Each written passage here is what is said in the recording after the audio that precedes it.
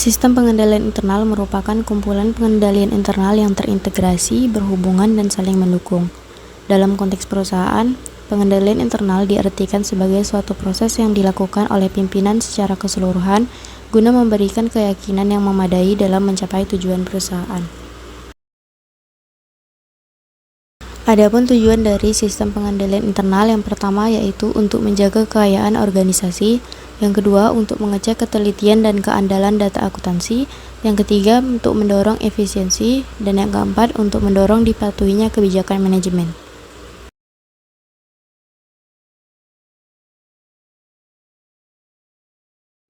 Berikut unsur-unsur dalam sistem pengendalian internal. Yang pertama, struktur organisasi yang secara jelas memisahkan tanggung jawab fungsional. Struktur organisasi adalah kerangka kerja untuk membagi tanggung jawab berdasarkan fungsinya menjadi unit-unit dalam suatu organisasi yang dibentuk untuk menjalankan kegiatan utama perusahaan. Kemudian yang kedua, sistem otorisasi dan prosedur pencatatan. Dalam suatu organisasi, setiap transaksi hanya bisa dilakukan atas dasar wewenang dari pejabat yang memiliki hak dan kekuasaan otorisasi untuk menyetujui transaksi yang akan terjadi. Oleh karena itu, dalam suatu organisasi harus dilakukan suatu sistem yang mengatur pemberian hak dan kekuasaan otorisasi dalam setiap pelaksanaan transaksi tersebut. Yang ketiga, praktik yang sehat. Pembagian tanggung jawab harus dilaksanakan berdasarkan tugas dan fungsi yang ditetapkan. Misalnya, setiap transaksi tidak boleh dilakukan oleh satu orang dari awal sampai akhir dan perlu melibatkan pihak lain untuk memastikan praktik yang sehat dalam pelaksanaannya. Kemudian yang keempat, karyawan yang kualitasnya sesuai dengan tanggung jawabnya. Faktor kualitas pegawai merupakan faktor terpenting dalam sistem pengendalian internal. Jika sebuah perusahaan memiliki karyawan yang jujur dan kompeten, faktor-faktor pengendalian lainnya dapat ditekan semaksimal mungkin, dan perusahaan tetap dapat membangun akuntabilitas keuangan yang dapat dipercaya.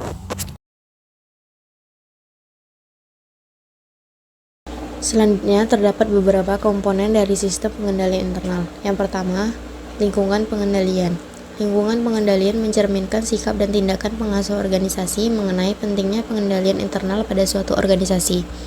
Lingkungan pengendalian dapat menentukan keadaan organisasi dan dapat mempengaruhi kesadaran pengurus terhadap pengendalian. Kemudian yang kedua, penilaian risiko. Merupakan kegiatan mengidentifikasi, menganalisis, dan mengelola risiko yang mempengaruhi tujuan organisasi. Lalu aktivitas pengendalian merupakan kebijakan dan prosedur yang membantu memastikan bahwa tindakan yang penting telah dilakukan untuk mengatasi risiko dalam mencapai tujuan. Lalu yang keempat, informasi dan komunikasi. Informasi dan komunikasi memungkinkan orang untuk memperoleh berbagai informasi yang dibutuhkan untuk mengelola, melakukan, dan mengendalikan operasi. Tujuannya yaitu untuk memulai mencatat, memproses, dan melaporkan transaksi-transaksi yang terjadi sehingga akuntabilitas terhadap aset-aset sebagai organisasi dapat terjaga dengan baik. Yang terakhir, aktivitas pemantauan merupakan suatu proses dalam menentukan kualitas kinerja pengendalian internal apakah sudah dilaksanakan dengan baik dengan melakukan penilaian dan mengambil tindakan perbaikan yang diperlukan. Berikut ini contoh kasus terkait sistem pengendalian internal, yaitu penerapan sistem pengendalian internal pada penerimaan dan pengeluaran kas oleh Yayasan Pendidikan Nurul Ansor. Struktur organisasi Yayasan Pendidikan Nurul Ansor dipimpin oleh pembina yayasan, lalu terdapat ketua yayasan. Di bawah ketua yayasan terdapat sekretaris, kepala unit pendidikan atau unit karya, dan juga bendara. Kepala unit pendidikan atau unit karya terbagi menjadi pendidikan formal dan non-formal. Di pendidikan formal, terdapat madrasah ibtidaiyah, madrasah sanawiyah, sekolah menengah pertama, dan juga sekolah menengah kejuruan. Sedangkan di pendidikan non-formal, terdapat majelis taklim dan juga taman pendidikan Al-Quran atau TPQ. Penerimaan kas di Yayasan Pendidikan Nurul Ansor dicatat dengan menggunakan sistem manual dan komputerisasi. Saat kas masuk ke yayasan, bendahara membuat formulir penerimaan kas. Bendahara kemudian menerima uang sejumlah dengan tertera pada bukti penerimaan kas. Berikutnya, bendahara mengkonfirmasikan kepada ketua bahwa ada sejumlah dana yang masuk ke yayasan untuk diotorisasi oleh ketua. Setelah dilakukan otorisasi, maka tanda bukti penerimaan kas dibuat sebanyak 2 rangkap yang akan diberikan kepada penyetor atau pemberi ruang dan disimpan oleh bendahara sebagai dasar pencatatan kas masuk. Selanjutnya, bendahara mencatat kembali ke dalam aktivitas transaksi kas. Kemudian, uang kas yang diterima bendahara akan langsung masuk ke dalam transaksi penerimaan kas yayasan. Setelah data dimasukkan dan diunduh oleh bagian keuangan yayasan, selanjutnya data tersebut akan dialokasikan sesuai dengan tingkatnya masing-masing untuk diinput ke dalam pos-pos penerimaan kas sekolah yang meliputi SPP, iuran ekstra, biaya sewa buku, dan lain-lain.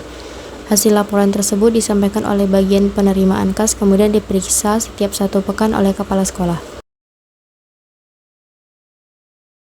Tahapan proses pengeluaran kas yayasan dimulai dengan cara pemrosesan secara manual yang dilakukan oleh pemohon baik dari organisasi atau dari bagian akademik. Dari pemrosesan tersebut dilakukan pembuatan dokumen rincian biaya apa saja yang akan digunakan. Rincian biaya ini kemudian diserahkan kepada bagian bendahara yayasan untuk dilakukan pengecekan biaya secara manual. Ketika sudah selesai pengecekan terhadap rincian biaya yang diajukan, maka dokumen tersebut dapat ditunjukkan kepada ketua yayasan. Tahap selanjutnya dalam rangka pengambilan keputusan apabila ketua yayasan telah menyetujui anggaran yang telah ditetapkan, maka dapat disertakan proses dokumen persetujuan. Apabila ketua yayasan sudah menyetujui dan telah melakukan tanda tangan, maka dokumen tersebut dapat diserahkan kembali kepada bendahara yayasan untuk dilakukan proses penurunan uang secara manual.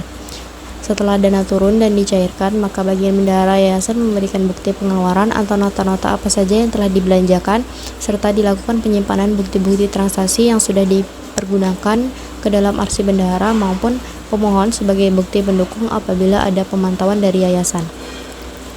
Kemudian bagian pengeluaran kas harus melaporkan besarnya pengeluaran, alokasi penggunaan anggaran, dan membuat daftar rekap berisi bukti-bukti pembelian atau pembayaran di mana setiap bukti pembelian dan pembayaran harus mendapatkan validasi dan pemeriksaan dari pihak yayasan. Permasalahan yang dihadapi oleh Yayasan Pendidikan Nurul Ansor yang pertama, tidak adanya prosedur maupun kebijakan tertulis terkait aktivitas penerimaan dan pengeluaran kas. Kemudian, yayasan belum menerapkan sistem akuntansi yang memadai, dokumen pendukung untuk aktivitas penerimaan dan pengeluaran kas juga kurang lengkap. Selain itu, kurangnya sumber daya manusia yang memadai untuk menjalankan roda organisasi, khususnya pada bagian pengolahan keuangan. Terdapat juga pegawai yang kurang kompeten, seperti bendahara yang kurang memahami tentang standar akuntansi dalam pencatatan keuangan. Kemudian yang terakhir, pemisah tanggung jawab belum dilakukan sepenuhnya, sehingga kas masuk dan kas keluar masih dilakukan oleh 1 orang, yang menyebabkan terjadinya kesalahan pencatatan pada transaksi kas dan bendahara hanya melakukan pencatatan kas masuk dan kas keluar. Adapun rekomendasi dari peneliti terkait permasalahan tersebut, yang pertama, setiap pengurus ditempatkan sesuai dengan keahlian yang dimiliki, di mana tugas dan tanggung jawab mereka ditingkatkan agar skill yang dimiliki juga dapat bertambah. Lalu, yayasan sebaiknya menerapkan adanya sistem pegawai tetap dan sistem rotasi pengurus. Sistem rotasi tersebut dapat bermanfaat bagi pengurus untuk dapat memahami passion mereka dan mengeksplor pekerjaan yang terdapat pada yayasan. Kemudian melaksanakan evaluasi terpisah yayasan dengan menerapkan audit internal dan follow-up audit. Dalam hal ini, internal auditor dapat menghasilkan opini audit dan memberikan rekomendasi atas kelemahan-kelemahan yang terjadi di yayasan. Lalu, pemisahan tanggung jawab untuk operasi yang berkaitan dengan keuangan, khususnya bendahara harus dibagi menjadi 2 bagian, yaitu bendahara penerimaan kas dan bendahara untuk pengeluaran kas, sehingga kas tersebut dapat terkontrol dengan baik. Pemisahan fungsi dilaksanakan agar tidak terjadi perangkapan fungsi dan tugas, sehingga wewenang dan tanggung jawab masing-masing bagian didefinisikan dengan jelas.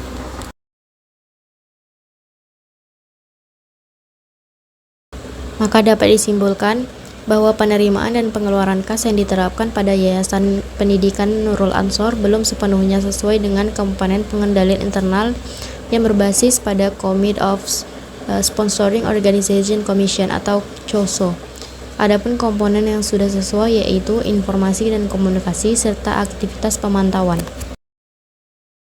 Adapun saran untuk Yayasan Pendidikan Nurul Ansor yaitu sebaiknya menyusun flowchart resmi yang mendokumentasikan alur penerimaan dan pengeluaran kas guna mempermudah pemrosesan transaksi secara keseluruhan. Selain itu, yayasan dapat menunjuk individu yang bertanggung jawab atas pengendalian internal atau memanfaatkan sumber daya yang mampu untuk meningkatkan efektivitasnya.